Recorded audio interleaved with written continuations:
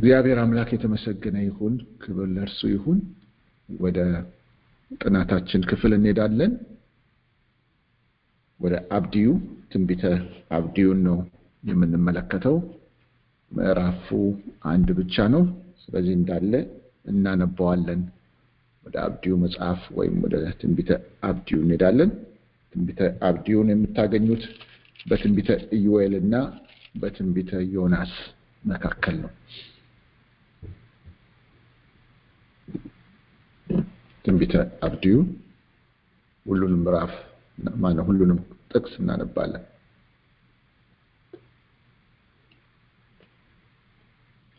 በጌታ በኢየሱስ ክርስቶስ ስም አነባዋለሁ። የአብድዩ ራእይ። ጌታ እግዚአብሔር ስለ ኤዶምያስ እንዲህ ይላል። ከእግዚአብሔር ዘንድ ወሬ ሰምተናል። መልእክተኛም ወደ አሕዛብ ተልኮ ተነሱ፣ በላዩም በሰልፍ እንነሳ ብለዋል። እነሆ በአሕዛብ ዘንድ ታናሽ አድርጌሃለሁ፣ አንተ እጅግ ተንቀሃል። በተሰነጠቀ ዓለት ውስጥ የምትኖር ማደሪያህንም ከፍ ከፍ ያደረግህ፣ በልብህም ወደ ምድር የሚያወርደኝ ማን ነው የምትል አንተ ሆይ የልብህ ትዕቢት አታልሎሃል። እንደ ንስር መጥቀህ ብትወጣ ቤትህም በከዋክብት መካከል ቢሆን ከዚያ አወርድሃለሁ ይላል እግዚአብሔር። ሌቦች ቢመጡብህ ወይም ወንበዴዎች በሌሊት ቢመጡ የሚበቃቸውን የሚሰርቁ አይደሉምን? ወይንንም የሚቆርጡ ወደ አንተ ቢመጡ ቃርሚያ አያስቀሩምን? አንተ ግን ምንኛ ጠፋህ! ኤሳው ምንኛ ተመረመረ! የተሸሸገበት ነገር ምንኛ ተፈለገ! የተማማልሃቸው ሰዎች ሁሉ ወደ ዳርቻ ሰደዱ። የታመንሃቸው ሰዎች አታለሉ፣ አያሸነፉም። በበታችም አሸክላ ዘረጉብህ፣ እነርሱም ማስተዋል የላቸውም።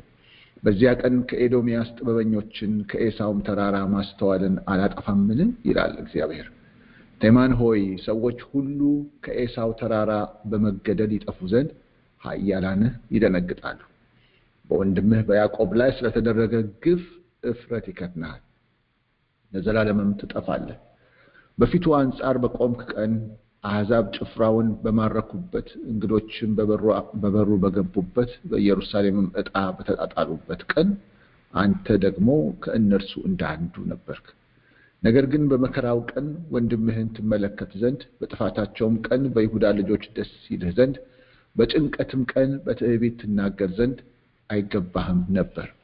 በጥፋታቸውም ቀን በሕዝቤ በር ትገባ ዘንድ፣ በጥፋታቸውም ቀን መከራቸውን ትመለከት ዘንድ፣ በጥፋታቸውም ቀን በሀብታቸው ላይ እጅህን ትዘረጋ ዘንድ አይገባህም ነበር።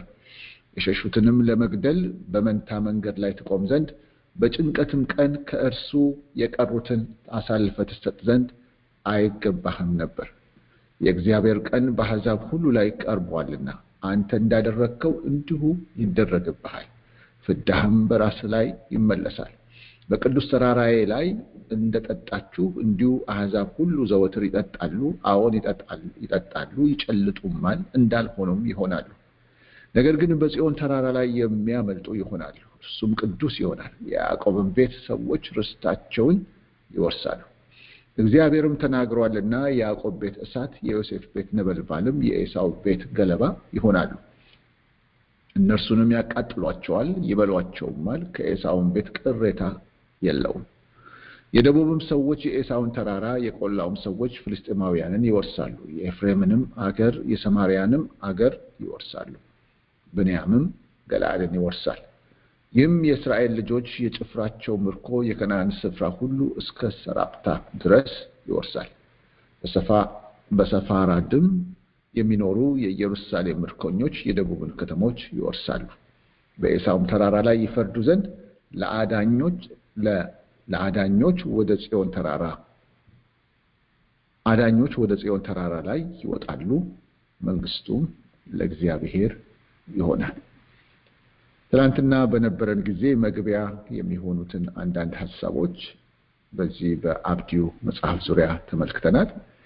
አብድዩ የሚለው ቃል ወይም ስም የእግዚአብሔር ባሪያ ማለት ነው።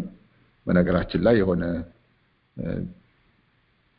ትርጉም ላይ ስመለከት አብድዩ የሚለው ቃል ልክ በዛ በአረብኛም በዕብራይስጡ ብቻ ሳይሆን በአረብኛም አብደላ የሚለው ስም ከዚሁ ጋር የተያያዘ እንደሆነ ይናገራልና it was interesting ለኔ አብደላን ስም በጣም ብዙ ስለማቀው እና ትርጉሙ የእግዚአብሔር ባሪያ ማለት ነው።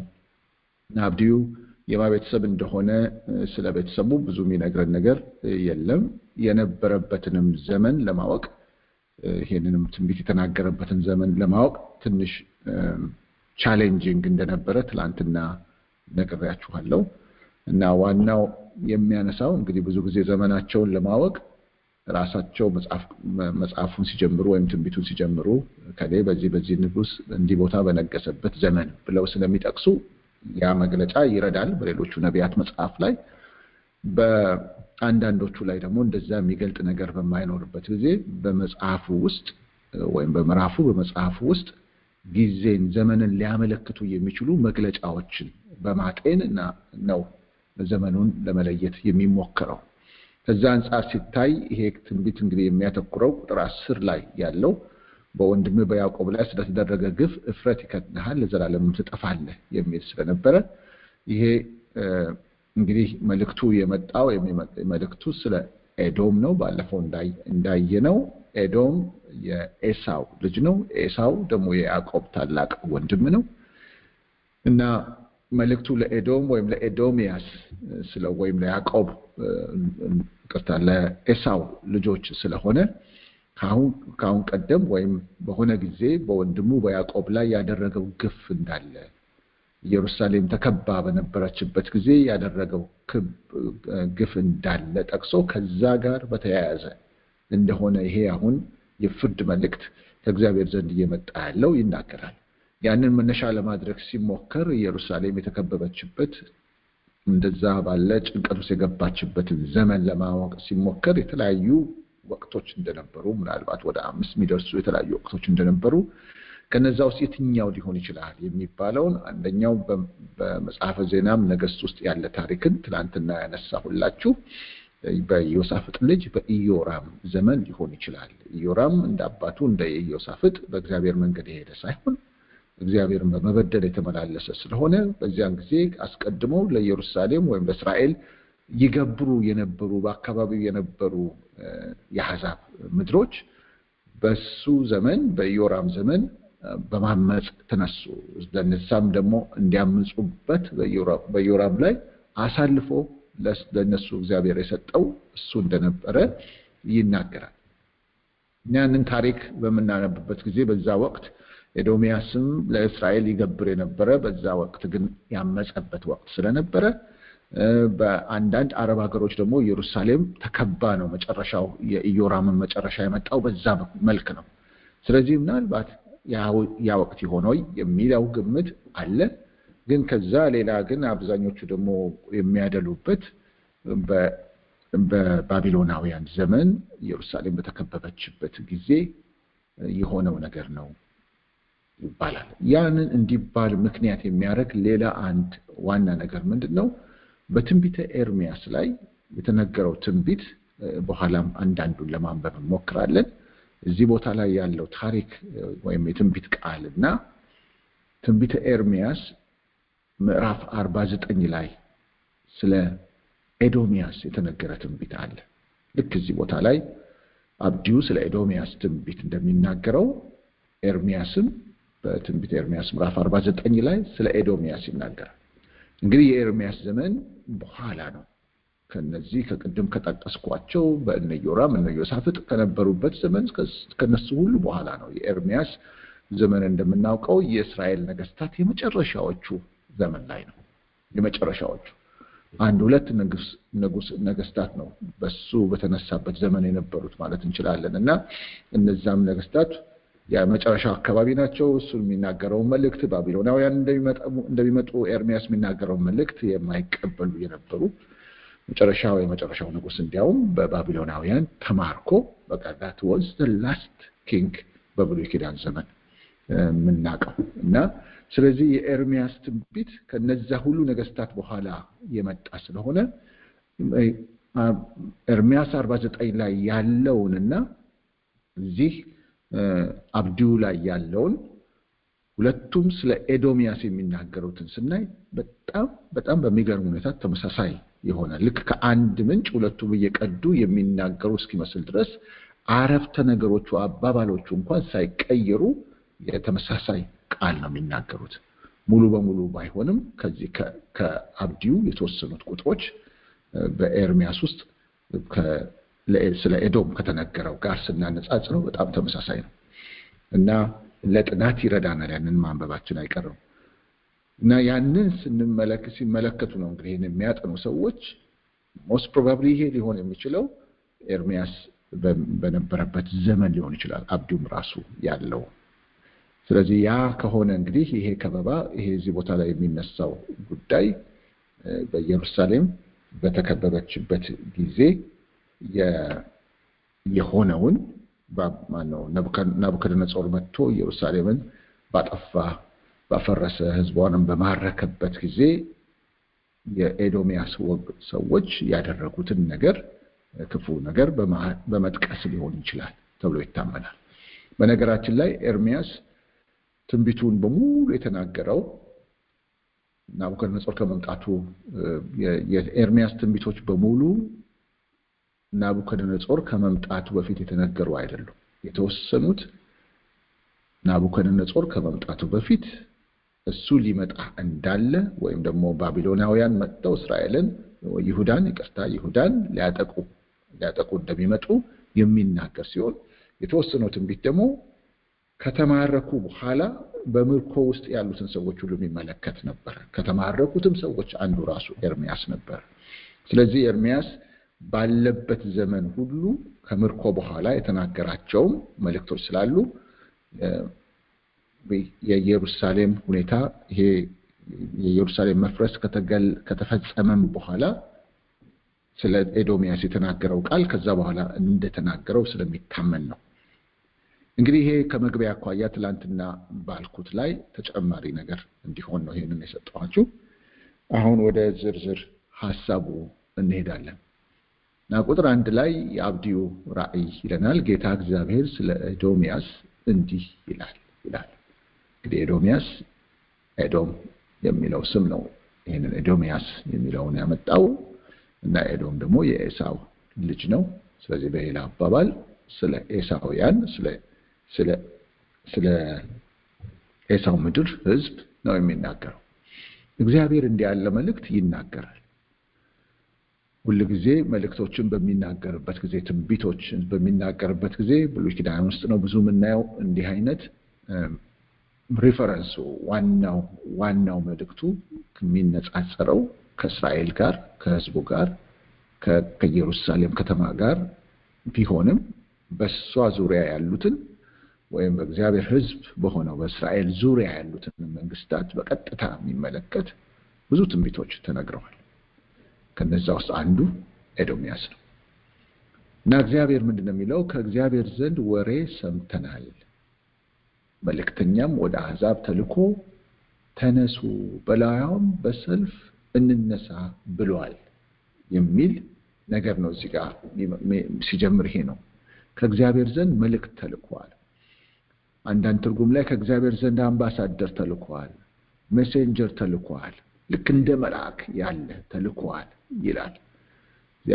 አዲሱ መደበኛ ትርጉም ላይ ጌታ እግዚአብሔር ስለ ኤዶም እንዲህ ይላል፣ ከእግዚአብሔር ዘንድ መልእክት ሰምተናል፣ መልእክተኛውም ወደ አሕዛብ ተልኮ እንዲህ ብለዋል፣ ተነሱ እርሷን ለመውጋት እንውጣ።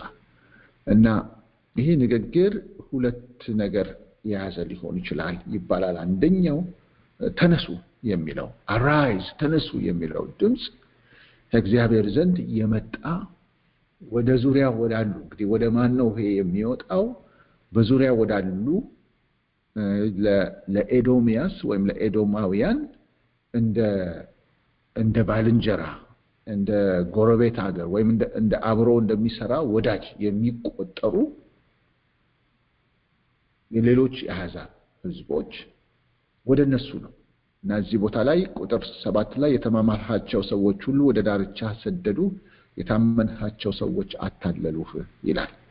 ስለዚህ እነዚህ የጎረቤት ማን ነው ከኤዶማውያን ጋር ጥሩ ግንኙነት አላቸው የሚባሉ መልካም ህብረት አላቸው የሚባሉ እንደነሱ ያሉ ሰዎች ወይም ደግሞ ህዝቦች እነሱ ናቸው አሁን በሱ ላይ የሚነሱት በኤዶማውያን ላይ ወይም በኤዶሚያስ ላይ የሚነሱት ወዳጆችህ ይላል እዚህ አዲሱ መደበኛ ትርጉም ላይ ወዳጆችህ ሁሉ ወደ ድንበር ይገፉሃል ጓደኞችህ ያታልሉሃል ይላል ስለዚህ ይሄንን ተነሱ የሚለው ድምጽ arise ተነሱ የሚለው ድምጽ ከእግዚአብሔር ዘንድ ነው የመጣው ይላል እግዚአብሔር ራሱ ነው በኤዶሚያስ ላይ እየተነሳ ያለው እግዚአብሔር ሲነሳ ብዙ ጊዜ እንደምንመለከተው በዚህ ትንቢትም ላይ ብዙ ጊዜ ሰዎችን ነው የሚጠቀመው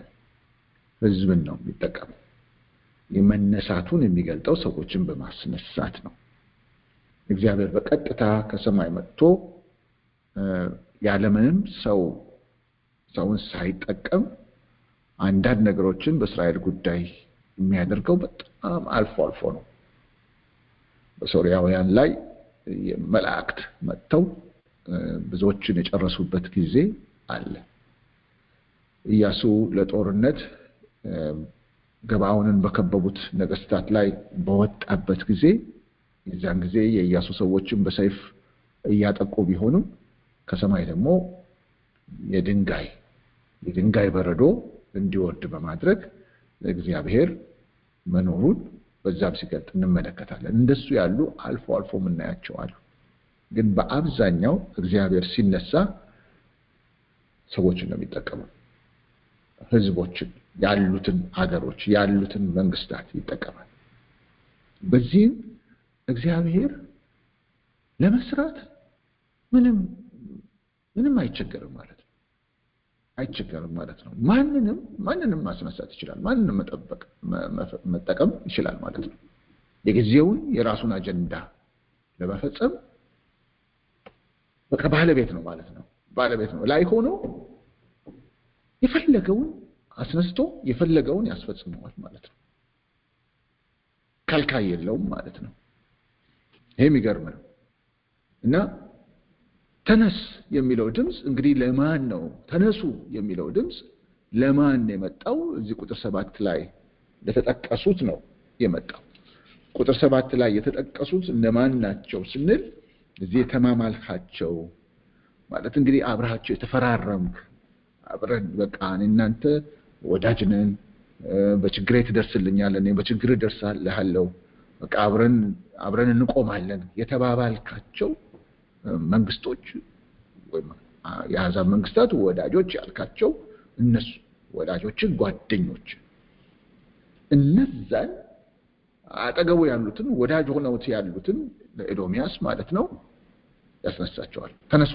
ይላል ማለት ነው እግዚአብሔር ተነሱ ሲል ይነሳሉ ተነሱ ካለ ይነሳሉ ስለዚህ ወዳጅም ጎረቤት ሆኖ የሚቀጥለው እግዚአብሔር ሲፈቅድ ብቻ ነው እሱ ይሁን ካለ ብቻ ነው የእግዚአብሔር ፈቃድ በአንድ በኩል ዓላማውን በተመለከተ ነው በሌላ በኩል ደግሞ እግዚአብሔር ፐርሚት ሲያደርግ አላው ሲያደርግ የሱ ልዩ ዓላማ ስላለበት ሳይሆን ግን በቃ ዝም ይላል ጣልቃ ሳይገባ እያየው ማለት ነው ነገሮችን እያየ በዛ መልኩ ወዳጅ ሆነው ጓደኛ ሆነው እስከዛሬ ድረስ ቆጥለዋል አሁን ግን እግዚአብሔር የሆነ ነገር በኤዶሚያስ ላይ ሊያመጣ ስለፈለገ የተማመነባቸው ወዳጅ የተባሉትን እንኳን ሳይቀር እግዚአብሔር ይቀሰቅሳል ማለት ነውና ተነስ arise ተነስ ይላል ደግሞ አብሮ እንነሳ የሚል ቃል አለ እና እንዴት ታብሎ ይሄ ቃል እንዴት ነው የሚወሰደው ሁለት የተነሱ እና የሚለው ድምጽ ከአንድ አቅጣጫ ያንን ድምጽ ሰምተው ደግሞ እኛ ምን እንነሳለን የሚለው የተነሱ የተባሉ ሰዎች ምላሽ በሌላ አቅጣጫ ሁለቱም በአንድ ላይ ተያይዞ የቀረበ ይመስላል ይላል አንዳንድ ላይ ይሄን ቃል ሳጠናው እና ተነሱ በላያውን በሰልፍ እንነሳ በአንድ በኩል በሱ መልክ ነው በሌላ በኩል ደግሞ ራሱ እግዚአብሔር አብሮ ከነሱ ጋር ይሄንን ፈቃድ አስፈጻሚ ስለሆነ እኔም አለሁበት አይነት ነገርም ይሆናል ተብሎ ይታሰባል ብቻ መልእክቱ ከማን ዘንድ ነው? ከእግዚአብሔር ዘንድ ነው ይላል። ከእግዚአብሔር ዘንድ ነው። ነው ወሳኙ ከእግዚአብሔር ዘንድ ምን ትእዛዝ ወጣ ነው ማለት ነው። ሁሌ ምን ትእዛዝ ወጣ? ምንድነው እግዚአብሔር ያለው? እሱ መጠየቅ አለበት። እና እዚህ ጋር አብዲው ምን ይላል?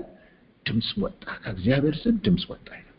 እንግዲህ ይህንን ቃል አብረን ይዘን ቅድም እንዳልኳችሁ ከትንቢተ ኤርሚያስ ጋር አብረን ብናየው ጥሩ ነው ብያችኋለሁ። ትንቢተ ኤርሚያስ ምዕራፍ 49ን መጽሐፍ ላይ ያዛችሁ፣ ስልክ ላይ ያዛችሁ ሊያስቸግራችሁ ይችላል። ሁለቱን ቦታ እንድትይዙት ስለፈለኩ ነው። መጽሐፍ ላይ ያዛችሁ ግን ትንቢተ ኤርሚያስ ምዕራፍ 49ን እናወጣና ይሄ ምዕራፍ ከቁጥር 7 እስከ 22 ድረስ ያለው የኤዶሚያስን የሚናገር ነው። ቁጥር 7 ብታዩት ስለ ኤዶሚያስ የሰራዊት ጌታ እግዚአብሔር እንዲህ ይላል። ልክ እዚህ አብዲው ሲጀምር ጌታ እግዚአብሔር ስለ ኤዶሚያስ እንዲህ ይላል እንደሚለው ኤርሚያስም ላይ ትንቢተ ኤርሚያስ ምዕራፍ 49 ቁጥር 7 ስለ ኤዶሚያስ የሰራዊት ጌታ እግዚአብሔር እንዲህ ይላል። ከዛ አሁን ግን እንድናነበው እንፈልገው ቁጥር 14 ነው የትንቢተ ኤርሚያስ ማለት ነው። ምን ይላል? ከእግዚአብሔር ዘንድ ወሬ ሰምቻለሁ፣ በአሕዛብም መካከል ተሰብሰቡ፣ በእሷም ላይ ኑ ለሰልፍ ተነሱ የሚል መልእክተኛ ተልኮአል ይላል። ከእግዚአብሔር ዘንድ ተሰብሰቡ፣ በእርሷ ላይ በኤዶሚያስ ላይ ኑ ለሰልፍ ተነሱ የሚል መልእክተኛ ተልኮአል ይላል። ስለዚህ እግዚአብሔር ከሱ ዘንድ መልአክ ሊሆን ይችላል ይሄንን የሚያመጣው። እነዛ የጎረቤት ወይም እነዛ ወዳጅ የሚባሉ ነገስታት ውስጥ መንግስታት ውስጥ ይሄ ሐሳብ ይመጣል ከላይ ተነሱ የሚል ለሰልፍ ተነሱ፣ በኤዶሚያስ ላይ ተነሱ የሚል። ስለዚህ ነገሩ ከእግዚአብሔር ዘንድ ነው ማለት ነው። ነገሩ ከእግዚአብሔር ዘንድ ነው። እግዚአብሔር ነው ይሁን ያለው፣ እግዚአብሔር ነው ያስነሳው። ይሄ ነብይ ሰማሁ ይላል። ሰማሁ ከእግዚአብሔር ዘንድ ወሬ ሰምተናል ይላል። እንግዲህ ሰምተናል ሲል ራሱንም እንደ እስራኤላውያን ቦታ አድርጎ ያንን ንግግር ሊሆን ይችላል። ወይም ደግሞ አሁን እዚህ እንዳነበብነው ነብዩ ኤርሚያስም ይሄንን ስለሰማ አብዲዩ በእነ ኤርሚያስ ዘመን ካለ ለኛ ለነቢያቶች እንዲህ የሚል ቃል እግዚአብሔር አሰምቶናል እያለ በጋራ መናገሩ ሊሆን ይችላል። ሌሎችንም ነቢያት መወከሉ ሊሆን ይችላል ተብሎ ይታሰባል። ከእግዚአብሔር ዘንድ ወሬ ሰምተናል ብሎ በብዙ ቁጥር ስለሚያስቀምጥ ሰሚዎቹን በብዙ ቁጥር ሰምቻለሁ ሳይሆን ሰምተናል። ኤርሚያስ እርግጥ ሰምቻለሁ ነው የሚለው፣ ከእግዚአብሔር ዘንድ ወሬ ሰምቻለሁ ይላል። አብዲዩ ግን ሰምተናል ይላል። እና ይሄ አባባል ሁሉንም ነቢያት የሚያመለክት ወይም ደግሞ እስራኤላውያን ራሱን እንደ እግዚአብሔር ሕዝብ ቆጥሮ በዛ ውስጥ ይሄ መልእክት መጥቷል ከእግዚአብሔር ዘንድ ይላል። እና አሁን እንግዲህ ጉዳዩ ከዚህ በኋላ የምንመለከተው ሰማይ ይሁን ያለው ነው ማለት ነው። ለዚህ ነው ብዙ ጊዜ ስንጸልይ ሰማይ ይሁን ያለው ይሁን በምድራችን ኢትዮጵያ ላይ ብለን ስንል እንዲህ ማለት ነው። ለምን እግዚአብሔር የሚለው ነገር ሁሉ እሱ ትክክል ስለሆነ ለምን እንዳለ አሁን ዝርዝሩ ይናገራል። የሚናገረው ለምንድን ነው ይሄ ትእዛዝ ወጣው ከእግዚአብሔር ማደሪያ? ለምንድን ነው ይሄ ውሳኔ የወጣው ከእግዚአብሔር ማደሪያ? ቁጥር 2 ላይ ምን ይለናል? እነሆ በአሕዛብ ዘንድ ታናሽ አድርጌሃለሁ፣ አንተ እጅግ ተንቀሃል ይላል። አሁን እንግዲህ ንግግሩ ለኤዶሚያስ ነው። እዚህ ኤርሚያስ ላይ ኤዶም ነው የሚለው እና ስለዚህ ህዝቡን እንዳለ ነው የሚናገረው። እንደ አንድ ሰው ቆጥሮ ስለሚናገር ልክ ያኔ ኤሳው በህይወት በሚኖርበት ጊዜ ኤሳውን እንደሚያናግር ነው የሚያናገረው። ይገርማል። ይሄን አይነት ንግግር ነው እግዚአብሔር ያለው። ዘመናትን እንኳን አልፈው ከዛ ከአንዱ ከኤሳው እንግዲህ የወጣው ትውልድ ዘመናትን አልፏል። በመቶዎች የሚቆጠሩ ምናልባት በሺዎች የሚቆጠሩ ይሄ ወቅት ስናስበው ወደ 1000 ዓመት ምናምን ይደርሳል። ለምን በምድረ በዳ የነበረውን ጉዞ ከግብጽ ሀገር የወጡበትን እስከ ንጉሥ ሰለሞን ድረስ ቤተ መቅደስ ሊሰራ ባለበት ዘመን ድረስ ያለውን መጽሐፍ ቅዱስ ሲነግረን ለሙሴ ሕግ ከተሰጠበት ጊዜ አንስቶ እስከ ሰለሞን ቤተ መቅደሱን የሰራበትን ዘመን የመሳፍንትን ዘመን ሁሉ ጨምሮ ማለት ነው የዳዊትንና የሳኦል የነበሩበትን የንግስና ዘመን ሁሉ ጨምሮ ያለውን 480 ዓመት ይለዋል። እስራኤላውያን ደግሞ በአብርሃም ዘመን ከአብርሃም ከይስሐቅ ከያዕቆብ በኋላ በያዕቆብ ልጆች ዘመን ወደ ግብጽ ሀገር እንደተማረኩ እናውቃለን። በግብጽ ሀገር እስከወጡበት ጊዜ ድረስ ወደ 400 ዓመት አሳልፈዋል። ያን ስናስበው 880 ዓመት ሆነ ማለት ነው። ከዛ ኤሳውን ብናስብ እንግዲህ ኤሳው የይስሐቅ ልጅ ነው። ያዕቆብ ልጆቹን ወልዶ የልጅ ልጅ በስቶ 70 ነፍስ ምናምን ሆነው ነው ግብጽ ሀገር የገቡት። ከዛ በፊት ነው ኤሳው የነበረው። ስለዚህ ኤሳው የነበረበትን ዘመን ደግሞ ብናስብ አሁን 880 ደርሰናል። ወደ 900 እንገባለን። እንግዲህ በኤርሚያስ ዘመን ከተነገረ ደግሞ እኔ እስከ ንጉሥ ሰለሞን ድረስ ነው ያልኳችሁ። ከሰለሞን በኋላ ብዙ ነገስታት በመሃል ተነስተዋል። ኤርሚያስ የነበረበት ዘመን ላይ ከሆነ አብዲው ያለው የነዛን ሁሉ ነገስታት ስናስበው ብዙ መቶ ዓመታቶች ይኖራሉ ማለት ነው። ስለዚህ በኤሳውና ይሄ ትንቢት አሁን በሚነገርበት ዘመን ከ1000 ዓመት በላይ የሆነ ጋፕ አለ። ግን እግዚአብሔር አሁንም ሲያናግር ልክ ያንን አንዱን ኤሳውን እንደሚያናግር ነው የሚያናግረው። የዘመኑን የኤሳው ዘር የሆነውን ኤዶምያስን። እንዲህ ያለ እይታ በእግዚአብሔር ውስጥ ስላለ ሁሌ አዲስ ኪዳን ውስጥም ስንገባ ኃጢአታችንን ሊነግረን ሲፈልግ አዳምን እንደሚያናግር ነው እኛን የሚያናግረን። በክርስቶስ ኢየሱስ ደግሞ መዳንን ስናገኝ ክርስቶስ እንደሚያናግር ለክርስቶስ የሆነውን ለኛ ተቆጥሮ በዛ መልክ ያናግረናል። እግዚአብሔር በአንድ ዋና መነጽር ውስጥ ወይም በአንድ ዋና አካል ውስጥ ትውልድን ሁሉ የማየት ነገር አለው። ጌታ ኢየሱስ በጣም የሚገርም ነገር ከፈሪሳውያን ጋር በሚነጋገርበት ጊዜ ያ ቃል ሁሉ ይገርመኛል። የማቴዎስ ወንጌል ምዕራፍ 23 ላይ ያለ ነው። ሄዳችሁ የምታነቡት አይደለም። እና እሱን የሚሞግቱበት ቦታ ነው። በጣም ኮንፍሮንቴሽናል የሆነ ከኢየሱስ ክርስቶስ ጋር እንደዛ ያለ ንግግር ምልልስ በቃላት ምልልስ ከነሱ ጋር የገጠመበት በሰፊው ያ ነው። እና እሱ ደግሞ ፊት ለፊት ስራቸውን የሚነግራቸው በውጪ ነጭ ተቀብቶ ውስጡ ግን አስክሬን እንደሚይዘው መቃብር የምትመስሉ ናችሁ ግብዞች ጻፎችና ፈሪሳውያን፣ ውስጣችሁ ቅሚያና ክፋት ሞልቶ እያለ ውጫችሁን አሳምራችሁ የምትወጡ እያለ የሚናገርበት ኃይለኛ ንግግር ነው። እና ከዛ የነቢያትን መቃብር ሄደው ይቀባሉ፣ ሄደው የሆነ ስርዓት ያደርጋሉ። የነቢያትን መቃብር ጋር ይሄዱ እንግዲህ ትንቢታቸው ምናቸውን ለማስታወስ ይሆናል። እንዲህ ይላሉ፣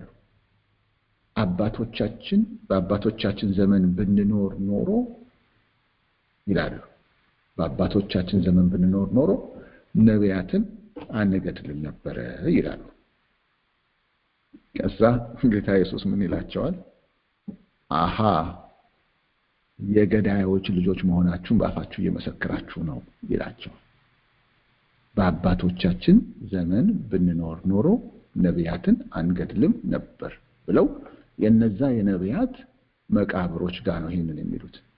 እንግዲህ ነቢያቱም ሞተዋል፣ አባቶች የተባሉትም ሞተዋል። ገዳዮቹ ሁሉም እስራኤላውያን ናቸው። በአባቶቻችን ዘመን ብንኖር ኖሮ ነቢያትን ባልገደልን ነበር ሲሉ አሃ እንግዲያው የነቢያት ገዳይ ልጅ ናችሁ ማለት ነው። ምን ሌላ አማራጭ ቢሆን ኖሮ ነበረ? ሌላው አማራጭ ምን ነበረ? በዛ ዘመን ኖረን ቢሆን ኖሮ እኛም እንገደል ነበር ቢሉ የነቢያት ልጆች ናቸው ማለት ነው። በዛ ዘመን ብንኖር ኖሮ እኛም ተገድለን ነበር ቢሉ የነቢያት ልጆች ናቸው ማለት ነው። በዛ ዘመን ብንኖር ኖሮ በአባቶቻችን ዘመን ብንኖር ኖሮ ብለው ሲሉ እኛ እንገድልም ነበር ሲሉ ራሳቸውን የነፍስ የገዳይ ልጅ አደረጋችሁ። ስለዚህ ዝርያችሁ እዛ ውስጥ ነው አይነት አሁንም ልትገድሉኝ የምትፈልጉት ከዚህ የተነሳ ነው። በአባቶቻችሁ ውስጥ የነበረው የነፍስ ገዳይ መንፈስ በእናንተ ውስጥ አሁንም አለ። በአፋችሁ እየመሰከራችሁ ነው ይላል። ምን ልላችሁ ፈልጌ ነው? በትውልድ ውስጥ የማየት ነገር አለ በጣም እና አንዱን እንደ አንድ ሰው አድርጎ የሚናገረው አንድ ኤሳው አጠገቡ እንደቆመ አድርጎ እግዚአብሔር ይናገራል። እና ይሄ ኤሳው ወይም ደግሞ ኤዶም በጣም ትዕቢተኛ እንደሆነ እዚህ ቦታ ላይ ያነሳል። እና ምን አደርጋለሁ ይላል። ይሄ ትንቢት ስለሆነ በትንቢት መንፈስ ስለሚነገር ፍጻሜውን ነው የሚናገር። አሁን ያለበትን ሳይሆን ከጊዜ አሁን እግዚአብሔር ይሄንን ጦር ወደሱ ሲያመጣ የሚገኘውን ውጤት በትንቢት መልክ ይናገራል። አሁን ከፍ ያለ ነው ኤዶም። አሁን ማንም አይነካኝም ብሎ ተማምኖ የሚቀመጥ ነው። ምን ይለዋል? እነሆ በአሕዛብ ዘንድ ታናሽ አድርጌሃለሁ፣ አንተ እጅግ ተንቀሃል ይለዋል። ትዋረዳለህ ማለት ነው። ትዋረዳለህ። እነሆ በአሕዛብ መካከል ታናሽ አደርግሃለሁ፣ እጅግ የተናቀ ትሆናለህ ይለዋል። አዲሱ መደበኛ ትርጉም የትንቢታዊ አቀራረቡን ነው የሚጠቀመው። የድሮው ላይ ግን አሁን የምናነበው ላይ እነሆ በአሕዛብ ዘንድ ታናሽ አድርጌሃለሁ፣ አንተ እጅግ ተንቀሃል፣ የተናቅህ ትሆናለህ ነው ሐሳቡ።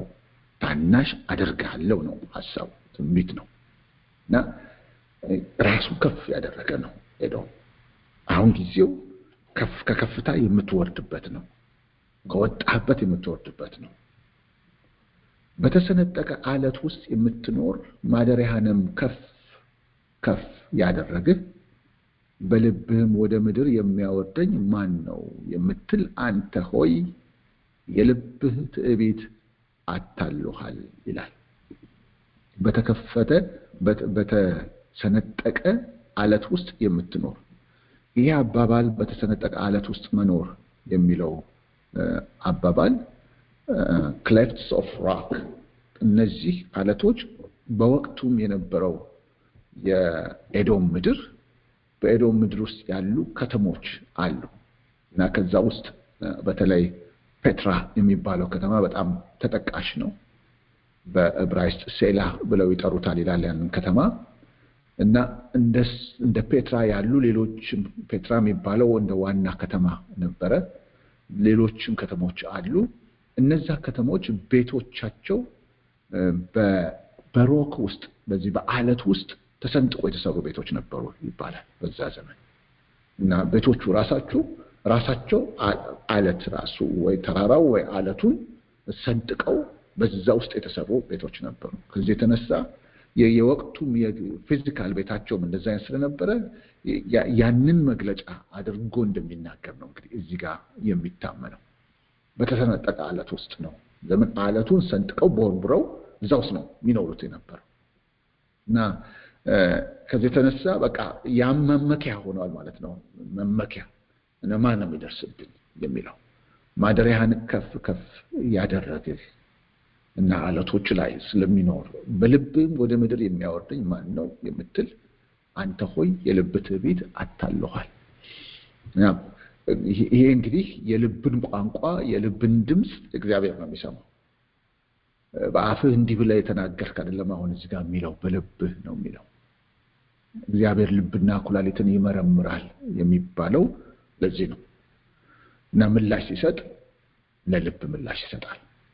መጀለት የዕለት የመጽሐፍ ቅዱስ ንባባችንን እንመልከት ብለን በሉቃስ ወንጌል ላይ በምንመለከትበት ጊዜ ትዝ ይላችሁ እንደሆነ የዛች ሴት መታ የአልባስጥሮስ ሽቶውን ባፈሰሰች ጊዜ ኢየሱስ ክርስቶስን ወደ ቤቱ ጋብዞት የነበረው ስምዖን የሚባለው ያ ፈሪሳዊ ሰው በልቡ ይህ ሰው በእውነት ነብይ ቢሆን ኖሮ ይህች ሴት ጋለሞታ ኃጢአተኛ መሆኗን ባወቀ ሰውነቱንም ወይም እግሩንም እንድትነካ ባልፈቀደላት ነበረ አለ ይላል። በኋላ ጌታ ኢየሱስ መልስ ሰጠ። ግን ስምዖን በአፉ አልተናገረም ነበር። ስምዖን ወይም ፈሪሳዊው የተናገረው በልቡ ነበር። እና እግዚአብሔር ልብን ያያል፣ ልብን ይመለከታል። እና በልቡ ውስጥ ነው እንግዲህ በአሞናውያን ማለት ነው ማነው ይቅርታ በኤዶማውያን ልብ ውስጥ እንግዲህ በአንድ ሰው ብቻ አይደለም በንጉሱ ብቻ አይደለም በህዝቡ ውስጥ ያለ ነው እግዚአብሔር እንደ አንድ ሰው ስለሚያያቸው በየስጋ ትምክህት ካለ ማን ይነካኛል የሚል ትምክህት ካለ እግዚአብሔር ያንን ትምክህት ያዋርዳል በሱ ካልሆነ በስተቀር የሆነውን ሌላውን ትምክህት በሙሉ እግዚአብሔር ያዋርዳል ዘመን ጠብቆ ማለት ነው እና እዚህ ጋር የልብህ ትዕቢት አታሎሃል ይለዋል አታሎሃል ምንም የማይሆን መሰለው ልብ ውስጥ በቃኛ እንደዚህ በተሰነጠቀ አለት ውስጥ ነው የምንኖረው ከፍ ብለን ነው የምንኖረው ማን ያገኘናል ማን ይመታናል ማን ይደርስብናል ደግሞ ብዙ ወዳጆች አሉን የተፈራረመን አብረናቸው የምንሰራ በብዙ መንገድ ከጎናችን የሚቆሙ አሉ ይሄም ደግሞ የተሰነጠቀ አለት አለ የከፍታ አለ ማን ይነካናል እና ወያጉድ በጣም ደህና ነው ያለነው እያሉ የሚኖሩ ናቸው እና ካሁን በፊት ያደረጉት ግን ትልቅ በደል አለ በአንድ ወገን ላይ በያዕቆብ ላይ በእስራኤል ላይ ያደረጉት በደል አለ አሁን ግን ኦኬነን ብለው የሚኖሩ ናቸው አንድ ግን በደል አለ እግዚአብሔር መዝግቦ የያዘው ንስሐ ያልገቡበት ከእግዚአብሔር ምሕረት ያለመኑበት እና ተደላድለናል ሰላም ነው ሁሉም ምንም ችግር የለም በሚሉበት ጊዜ ነው እግዚአብሔር የመጣው ማለት ነው እና የሰውየው ልብ ውስጥ ወይም በእነዚህ በኤዶማውያን ልብ ውስጥ ያለው ምንም አንሆንም ብለው ያላቸው ትምክህት በአለታቸው በቤታቸው በወዳጆቻቸው ያላቸው ትምክህት ምንም እንደማይደርስባቸው ለሰሩት ክፉ ስራ ንስሐም እንዳይገቡ አደረጋቸው አታለላቸው አሁን እንዲህ ያለ ነገር ሊመጣ እንደሚችልና ጥፋት እንደሚመጣ ቢያውቁ ኖሮ በወደቁና ንስሐ ገብተው ወይ በተመለሱ ግን ምንም አንሆንም ብለው እንዲቀጥሉ አደረጋቸው ምኑ ትዕቢቱ ምንም ችግር የለበት you are okay እንዲሉ አደረጋቸው አታልሏል የሚለው ለዚህ ነው ያታልላል ትዕቢት ልብ ውስጥ ሲገባ ያታልላል ትሕትናን ያስጥላል ራስ ተኮር ብቻ እንድንሆን ያደርጋል ክፉ ነው ትዕቢት ክፉ ነው እና ሰው ይስታል ተፈለገው ሲናገር አንዳንድ ጊዜ እስትንፋሱ በሌላ አካል ማለት በእግዚአብሔር እንደተያዘ ይረሳል ሰው ሲታበይ ገና እንዲያረጋለው ሲል ይታለላል በእውነት ለመኖር እርግጠኛ ያልሆነ ሰው የሚቀጥለውን ሰከንድ ለመኖር እርግጠኛ ያልሆነ ሰው እግሩን ገና ሲያንቀሳቅስ ተሰናክሎ ሊወድቅና ክምብል ብሎ ሊጠፋ የሚችል ሰው እንዲያረጋለው ብሎ ሲፎክር ያልብ አታላይ ነው በጣም ልብ አታላይ ነው ምን ሲሞላው ትዕቢት ሲሞላው እና እግዚአብሔር ምንን ይጠላል ትዕቢትን ይጠላል ለከስ ትዕቢት አለ ትዕቢት ያህል ያ በዙሪያ ያለው ሁኔታ የሀገሪቱ አቀማመጥ የቤታቸው አሰራር እና ደግሞ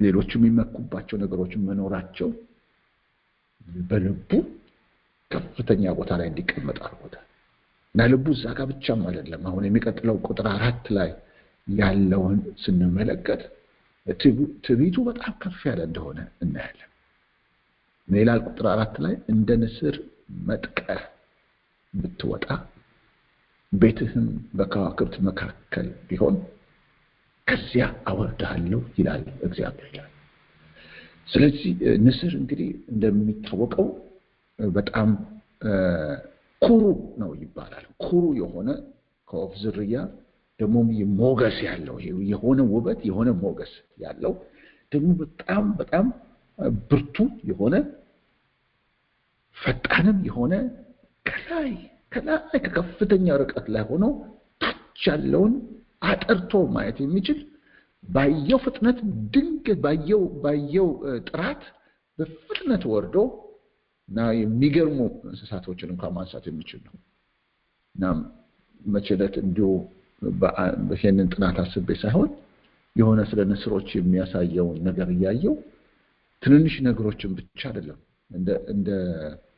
እንደ ቀበሮዎች የመሳሰሉ ነገሮችን እንደ ድብ የሚመስል ነገርን ለማንሳትና ለመወርወር እንደገና ደግሞ እንደ አንበሳ የሚመስሉትን ነገሮች እንዴት ብድግ አድርጎ ከከፍታ ከተራራ ከሚመስል ቦታ ላይ እንዲህ ሲጥላቸው እዛ ላይ ሲንከባለሉ መጥቶ ሲመታቸው ያሳያል።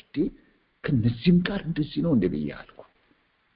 ለምን ድሮ ማቀው በቃ እንደ አሳ የሚመስሉ ነገሮችን ትንሽ ነገሮችን ሲያነሳ ነው። እና የንስር በጣም ከፍ ብሎ የሚቀመጥ ሁሉን ቁልቁል ወደታች የሚያይ ብርቱ፣ ፈጣን፣ ኩሩ የሆነ ነው።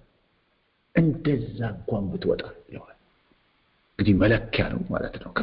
የከፍታ መለኪያ ነው ንስር። ላይ ሆኖ ቁልቁል ሁሉ የሚመለከት እንደ ንስር መጥቀህ ብትወጣ ላይ ወጥተህ ቤትህን በከዋክብት መካከል ብታረ ማን ነው እሱ ከዋክብት ላይ መድረስ የሚችል? አስቡት። ማን በየትኛው ኮከብ ላይ ተደርሷል እስከ ዛሬ ድረስ? በጠፈርም በመንኮራኩሮች የትኛው ኮከብ ላይ ነው የተደረሰው? በርቀት በካሜራ እና ያ ነው የተባሉ ስለ ከዋክብት ይባላል እንጂ ማን ነው? እና እነዚህ እንግዲህ የምን ውስጥ ሁኔታዎች ናቸው ቢባል የልብ ናቸው እኮ። ልብ ውስጥ እኮ ነው እንጂ የተቀመጠው ያው የተሰነጠቁ አለቶች የተቦረቦሩ አለቶች ውስጥ እንደሚኖር ግልጽ ነው። ግን ይህንን የሚያየው እግዚአብሔር የት ነው? እሱ ልቡን ነው የሚያየው። የተመካበትም አለ፣ አለቱ የሚኖርባቸው ቦታዎች አሉ፣ ራሱን ያስቀመጠበትም ቦታ አለ። የቱንም ያህል ከፍ ብትል ከዚያ ነው ማወርድ ይላል እግዚአብሔር። እግዚአብሔር አውራጅ ነው፣ አውራጅ ነው፣ አዋራጅ ነው። ሊፈርድ ሲመጣ ትዕቢትን ይጠላል። ይሄ አንድ መንግስት ነው። ራሱን ግን ከፍ አድርጎ የሚያይ መንግስት ነው። ከኛ በላይ ማንም የለም የሚል መንግስት ነው። ምንም ከፍ ያለ ሌላ የማይታየው እንደማለት ነው። እንደ ንስር መሆንን የሚያስብ ከሆነ ንስር እንግዲህ ከሱ በላይ የሚበር የለም ከፍ ብሎ ከንስር በላይ። በከዋክብት መካከል እንደሚኖር ካሰበ ከከዋክብት በላይ ከፍ ያለ የለም። ቀና ሲል ሁሉም ሰው ወደ ላይ የሚያየው እንጂ ከከዋክብት ወደ ታች ይታይ ይሆናል እንጂ ከከዋክብት ላይ ሆኖ ወደ ላይ ይታይ እንደሆነ አላውቅም። ብቻ የከፍታ የመጨረሻ ደረጃ ምልክት ነው። ማንም አይደርስብኝም የሚል መንግስት ነው። ማንም አይደርስብኝም፣ ማንም አይነካኝም።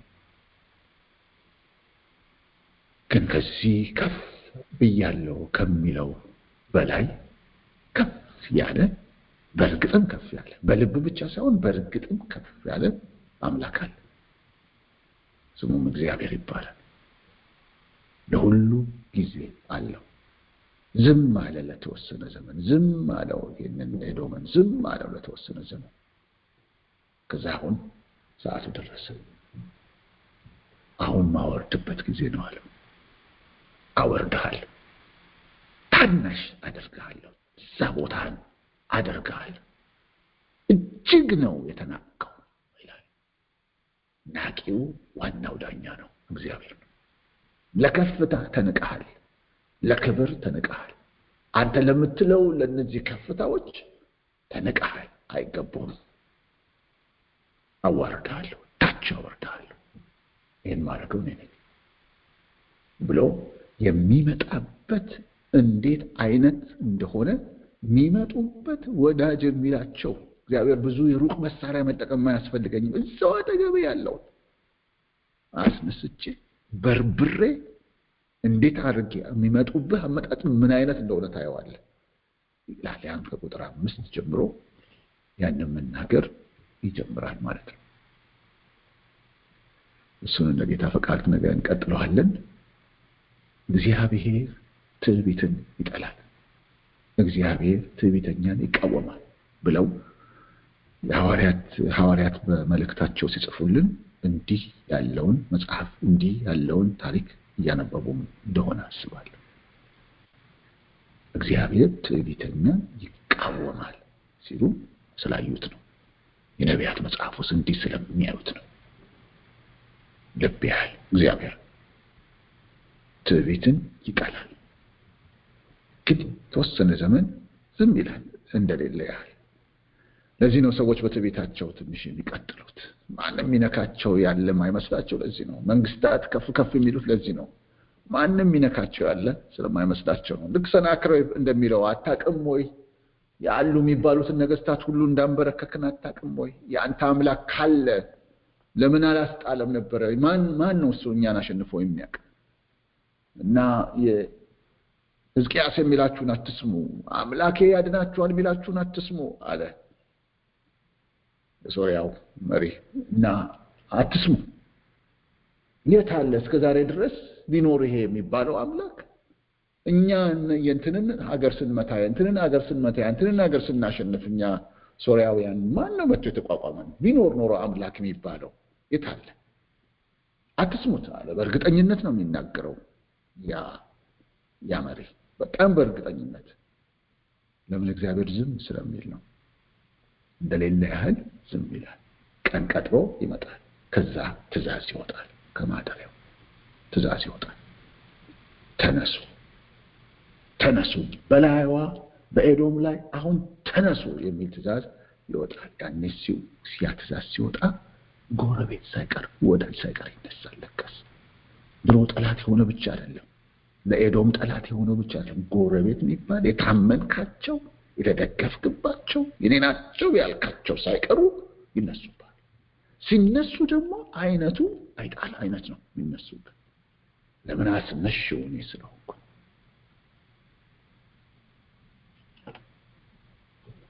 እግዚአብሔር ሁላችንም ከትዕቢት ይጠብቀን። በልባችን ራሳችንን ከፍ አድርገን ከማየት ይጠብቀን።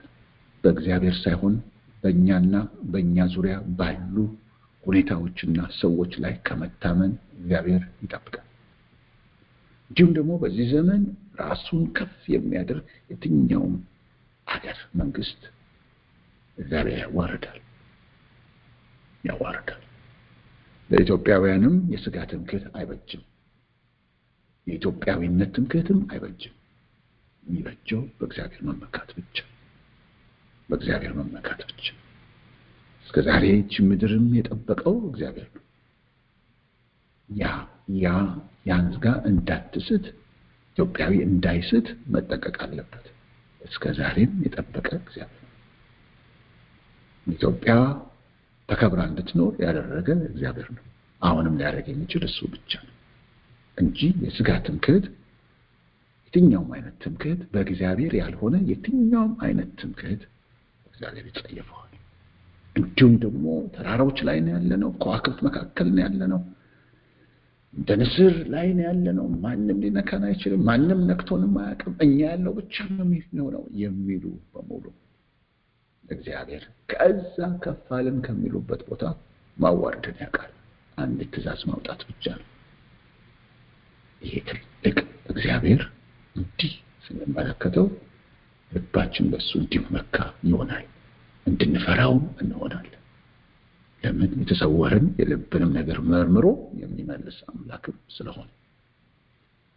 ይህንን ጌታ እያሰብን በፊቱ ጥቂት ደቂቃዎችን ጸልይና በጸሎት እንቆይና እኔ አጠቃላይ ጨርሳለሁ። እነርሱ እርሷን ለመውጋት እንውጣ፣ እነሆ በአሕዛብ መካከል ታናሽ አደርግሃለሁ፣ እጅግ የተናቅህ ትሆናለህ። አንተ በሰንጣቃ ዓለት ውስጥ የምትኖር መኖሪያህንም በከፍታ ስፍራ ያደረግህ ለራስህም ማን ወደ ምድር ሊያወርደኝ ይችላል የምትል የልብህ ትዕቢት አታልሎሃል። እንደ ንስር መጥቀህ ወደ ላይ ብትወጣ ጎጆህንም በከዋክብት መካከል ብታደርግ ከዚያ አወርድሃለሁ ይላል እግዚአብሔር።